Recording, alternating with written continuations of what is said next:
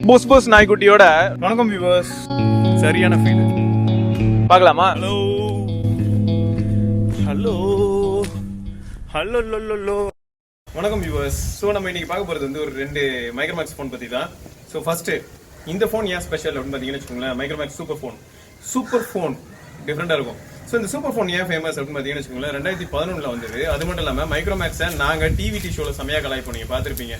என்ன மாதிரினா, டே நீ ரீபிராண்ட் பண்ணுற பிராண்டு தானே, வேற ஒரு பிராண்டு செஞ்சதுல உன் பேரை போட்டு நீ விற்கிற, அவ்வளவுதானே நீ பண்ற அப்படிலாம் கலாய்ப்பு வந்துருமா. அது அப்ப இருந்தே அப்படிதான், 2010 2011 எப்பயுமே அப்படிதான். ஸோ இதே போன் வந்து பாத்தீங்கன்னு வச்சுக்கோங்களேன், மைக்ரோமேக்ஸ் மட்டும் இல்ல, இது வந்து சைனால செய்யறாங்கன்னு வச்சுக்கோங்களேன். இது வந்து செரி மொபைல்ஸ் அப்படிங்கிறவங்களும் இதே போனை அவங்க ஊர்ல வேற நேம்ல விட்டுட்டு இருந்தாங்க. ஸோ இதனால என்னாச்சு அப்படின்னு பாத்தீங்கன்னு வச்சுக்கோங்களேன், 2.2 ஆண்ட்ராய்ட் 2.2 4ஓட இது வெளில வந்தது. ஸோ இந்த போன் வந்து ரொம்ப பவர்ஃபுல்லான ஒரு போன் தான் ப்ரோ, சும்மாலாம் சொல்லக்கூடாது. ஸோ இந்த பாக்ஸ் நான் அப்படி சைட்ல வச்சிடுறேன், திரும்ப நான் எடுத்துக்கிறேன். ஸோ இந்த ஃபோன் வந்து பார்த்தீங்கன்னா சும்மா சொல்லக்கூடாது, பவர்ஃபுல்லான ஒரு ஃபோன் தான்.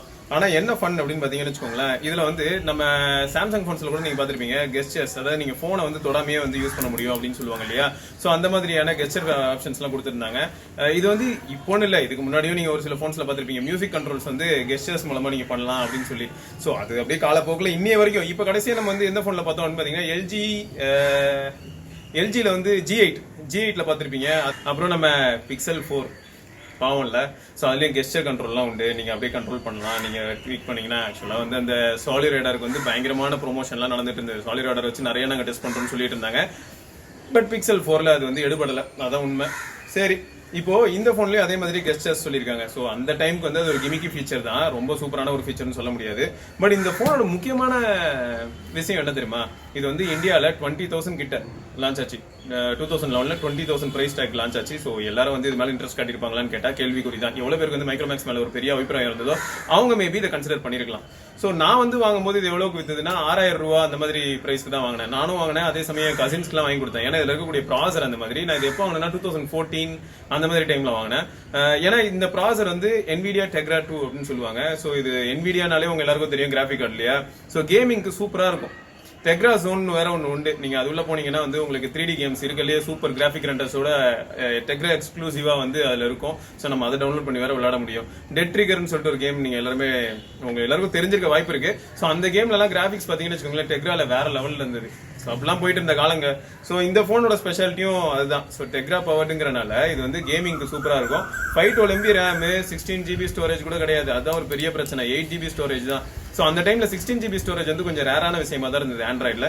பட் 512 MB ரேம் போதும் அப்படின்ற அளவுக்கு இருந்தது. ஏன்னா ஓரளவுக்கு நல்லாவே சமாளிச்சது. இதே ஸ்பெசிஃபிகேஷனை நீங்க வேற எந்த போன்ல எல்லாம் பார்க்கலாம் அப்படின்னு பாத்தீங்கன்னா, LG Optimus 2X இருக்கு இல்லையா, அந்த போனும் இதே தான். 512 MB RAM, 8 GB storage, NVIDIA Tegra. So அதே ஸ்பெசிஃபிகேஷன் தான் நீங்க இதுலயும் பாப்பீங்க. என்ன 5 MP கேமரா இருந்தது, சுமாரா இருந்தது. அப்புறம் 512 MB ரேம் நான் சொல்லியிருந்தேன் இல்லையா, அதனால உங்களுக்கு டே டு டே டாஸ்க் பாத்தீங்கன்னா ஓரளவுக்கு ஓகே. ஆனா UI வந்து கொஞ்சம் ஹெவியாவே இருக்கும் ப்ரோ, பயங்கரமா இருக்கும். அதாவது கிராபிக்ஸ் வந்து நல்லாவே உங்களுக்கு பூந்து விளையாடணும்னு வச்சுக்கோங்களேன். இந்த 3D டிஸ்பிளேல பாக்குற மாதிரியான அனிமேஷன்ஸ்லாம் நிறையவே இருக்கும். ஸோ அதெல்லாம் நல்லா பண்ணியிருந்தாங்க. இதை தாண்டி வந்து என்னாச்சுன்னா 2.3 அப்டேட் வந்து அந்த அளவுக்கு, அதாவது ஜிஞ்சர் பிரெட் அப்டேட் வரணும், பட் அந்த அளவுக்கு பக்காவா வரல மைக்ரோமேக்ஸ் சைட்ல இருந்து. பட் செரி மொபைல்ஸ் நான் சொல்லியிருந்தேன்ல, அவங்களோட 2.3 எடுத்து நான் இதில் இன்ஸ்டால் பண்ணி யூஸ் பண்ணிட்டு இருக்கேன். ஸோ எனக்கு இப்போ என்ன பிரச்சனைனா, இந்த போன்ல வந்து பேட்டரி மட்டும் ஸ்வாகா. ஸோ பேட்டரி வந்து அப்படியே பல்ஜ் ஆயிடுச்சு.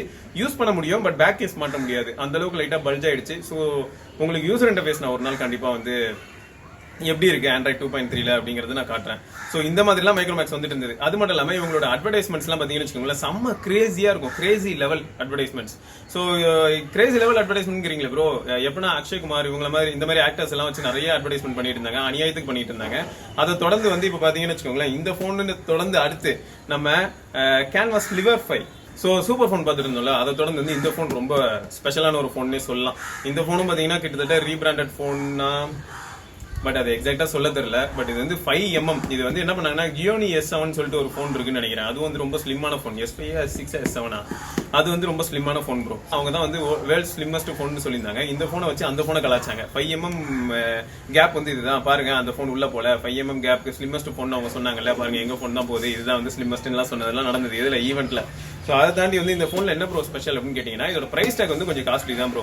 18,999 அந்த மாதிரி பாக்ஸில் போட்டுருக்கு. பட் அவங்க வித்தது பார்த்தீங்கன்னா அதே ப்ரைஸ் ரேஞ்ச் பக்கத்தில் தான் வித்தாங்க. ஸோ 15,000 ப்ரைஸ் பண்ணாலும் நிறைய பேருக்கு என்ன ஷாக்னா, என்னடா மைக்ரோமேக்ஸ் நீ இப்படி பண்ணிட்ட, அதுவும் 410 தான் இருக்குது இல்லை, 410 வச்சுக்கிட்டு 15,000 மேலே நான் பே பண்ணுமா அப்படின்ற மாதிரியான எண்ணங்கள்லாம் வந்தது. பட் உண்மையான செல்லிங் ஃபேக்டர் என்னன்னு பார்த்தீங்கன்னா அந்த தின்னா இருக்கக்கூடியது தான். 3.5mm ஜாக்கு தனியாக தெரியும், ஏன்னா அந்த அளவுக்கு தான் ஃபோனோட திக்னஸே இருக்கும். ஃப்ரண்ட் அண்ட் பேக் கிளாஸ் 410 இருந்தது, VOLT ஆப்ஷன் இருந்தது. ஏன்னா அந்த டைம்ல ஜியோ கொஞ்சம் ஃபேமஸ் ஆக ஆரம்பிச்சது கரெக்டா 2015-16 இந்த டைம்லலாம். ஸோ இந்த ஃபோன் வந்து நான் வாங்கும்போது எவ்வளவு கிடைச்சதுன்னு பார்த்தீங்கன்னா 5,999. ஸோ 6,000 ரூபாய்க்கு கிடைச்சது. ஸோ அந்த டைம்ல தான் நான் வாங்கினேன் பிளாக் கலரு. நம்ம அங்கே ஃபோனர் ஆக்சுவலாக நாங்கள் வந்து கோல்டு கலர் யூஸ் பண்ணிட்டு இருந்தோம், white with gold frame. So நல்லா இருந்தது, நல்ல ஃபோன் தான். பட் ரொம்ப ஆஹா ஓஹோன்னு சொல்ற அளவுக்கு கிடையாது. உங்களுக்கு எக்ஸ்பேண்டபிள் ஆப்ஷன்ஸ் இதெல்லாம் கிடையாது. 2GB RAM இருக்கும், ஓகேயா, 2GB RAM இருக்கும், 16GB ஸ்டோரேஜ் இருக்கும், அவ்வளவுதான். பட் 3.5mm ஜாக் வழியா வரக்கூடிய ஆடியோ அவுட்புட் ஒன் தான் பெஸ்டா இருக்கும், one of the best feel கொடுக்கும்.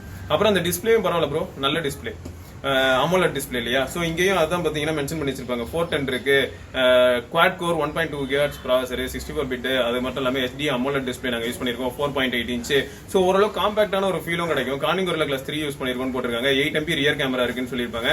அந்த 8MP ரியர் கேமரா ஓகே, ரொம்ப சூப்பர்லாம் சொல்ல முடியாது. அதே மாதிரி ஃப்ரண்ட்ல 5MP கேமரா யூஸ் பண்ணியிருந்தாங்க. அந்த 5MP கேமராவும் பாத்தீங்கன்னா ஓகே அப்படின்னு சொல்ற அளவுக்கு இருக்கும். 2000 mAh பேட்டரி இருந்தது. பட் பேட்டரி லைஃப் வந்து ஓரளவுக்கு ரீசனபிளாவே இருந்தது, ரொம்ப மோசம்லாம் சொல்லவே முடியாது ப்ரோ. ஸோ இந்த ஃபோன் வந்து ஓவராலா பார்க்க போனா எக்ஸப்ஷனல்னு சொல்லல, பட் நல்ல ஃபோன்னு சொல்லலாம். 10,000 அந்த மாதிரியான பிரைஸ்க்கு வரும்போது இது வந்து யாருனாலும் கன்சிடர் பண்ணியிருந்திருக்கலாம். அந்த அளவுக்கு வந்து ஒரு ஒர்த்தான ஃபோன் தான்.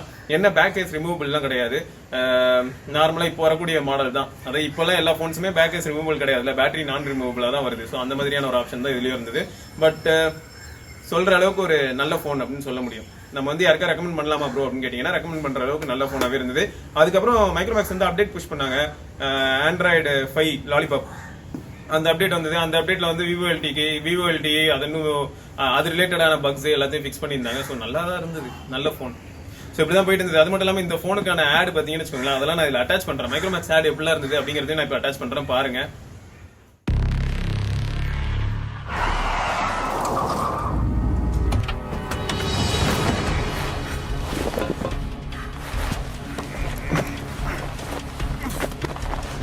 Tough guy. He's clean.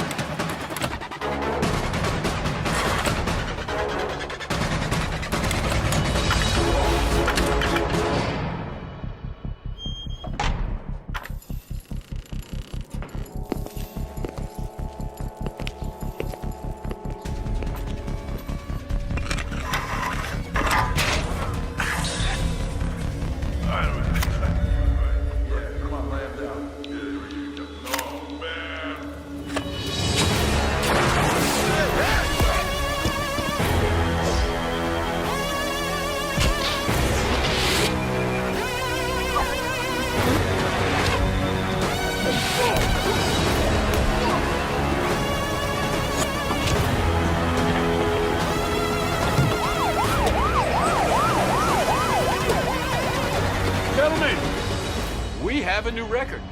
5 minutes, 5 millimeters. That's all it took. You missed it, fellas. The slimmest phone ever. Micromax Canvas Sliver 5. Simple. Slimple. So இப்போ ஓவராலாக எல்லாத்தையும் பார்த்துருப்பீங்க. உங்களுக்கு என்ன தோணுது, மைக்ரோமேக்ஸ் எப்படிப்பட்ட ஒரு பிராண்டா இருந்திருக்கு இல்லையா? இந்த அளவுக்கு பயங்கர ஃபன்னா பயங்கரமான சேட்டை பண்ணிட்டு இருந்தாங்க இந்தியால.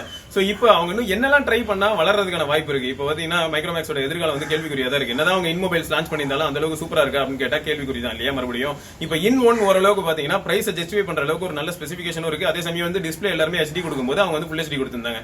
ஸோ இந்த மாதிரியான பாயிண்ட்ஸ் எல்லாம் கன்சிடர் பண்ணும்போது மைக்ரோமேக்ஸ் வந்து ஒரு நல்ல மூவ் பண்ண மாதிரி தான் தெரியுது. பட் இப்படியே இருந்தா வேலைக்கு ஆகுமா தெரியல. சோ உங்களுக்கு என்ன தோணுது, மைக்ரோமேக்ஸ் என்ன பண்ணா வந்து அவங்களோட நிலைமை, அதாவது இப்ப இருக்கக்கூடிய நிலைமையை அப்படியே டாப்னு பூஸ்ட் பண்ண முடியும், அவங்க மேல ஒரு நல்ல இம்ப்ரெஷன் கிரியேட் பண்ணிக்கணும் அப்படின்னா அவங்க என்ன மாதிரியான ஒரு போன் விட்டா நல்லா இருக்கும், என்ன ஸ்பெசிபிகேஷன்ல விட்டா நல்லா இருக்கும் அப்படிங்கறத மறக்காம கீழே கமெண்ட்ல பதிவு பண்ணுங்க. சோ இதை தொடர்ந்து நம்ம அடுத்த வீடியோல சந்திக்கலாம். அது வரைக்கும் சிவபரணி சைனிங் ஆஃப். சோ யாருமே வெளியில தேவையில்லாமலாம் போகாதீங்க, சேஃபா இருங்க. அடுத்த வீடியோல பார்ப்போம். ஸோ கோவிட் டைமில் அதனால தான் சொல்கிறேன், தேவையில்லாமலாம் யாரும் வெளில போகாதீங்க. அப்படி வெளில போகிற மாதிரியான ஒரு நிலைமை வந்ததுனால மாஸ்க் போடாமல் வெளில போகாதீங்க. ஸோ பார்க்கலாம், பாய்.